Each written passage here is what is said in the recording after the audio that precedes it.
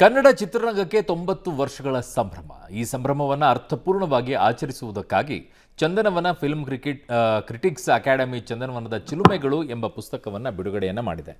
ರಾಜಾಜಿನಗರದಲ್ಲಿ ನಡೆದ ಕಾರ್ಯಕ್ರಮದಲ್ಲಿ ಹಿರಿಯ ಸಂಗೀತ ನಿರ್ದೇಶಕರಾದ ಹಂಸಲೇಖ, ನಿರ್ದೇಶಕರಾದ ಟಿ.ಎಸ್. ನಾಗಾಭರಣ, ನಾಗತಿಹಳ್ಳಿ ಚಂದ್ರಶೇಖರ್, ನಟ ಶ್ರೀ ಮುರಳಿ ಸೇರಿದಂತೆ ಕನ್ನಡ ಸಿನಿರಂಗದ ಅನೇಕ ಗಣ್ಯರು ಭಾಗಿಯಾಗಿದ್ದರು. ಪತ್ರಕರ್ತರಾದ ಎಸ್. ಶ್ಯಾಮ್ ಪ್ರಸಾದ್ ಹಾಗೂ ಪಬ್ಲಿಕ್ ಟಿವಿ ಸಿನಿಮಾ ಬ್ಯೂರೋ ಮುಖ್ಯಸ್ಥರಾದ ಡಾಕ್ಟರ್ ಶರಣು ಹುಲ್ಲೂರ್ ಅವರು ಈ ಚಂದನವನದ ಚಿಲುಮೆಗಳು ಪುಸ್ತಕವನ್ನು ಬರೆದಿದ್ದಾರೆ.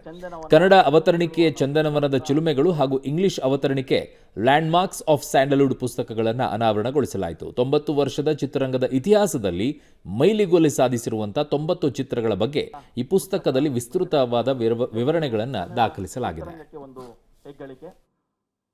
ನಮ್ಮ ಅಕ್ಕರೆಯ ಪ್ರೀತಿಯ ಉದ್ಯಮ ಚಂದನವನ.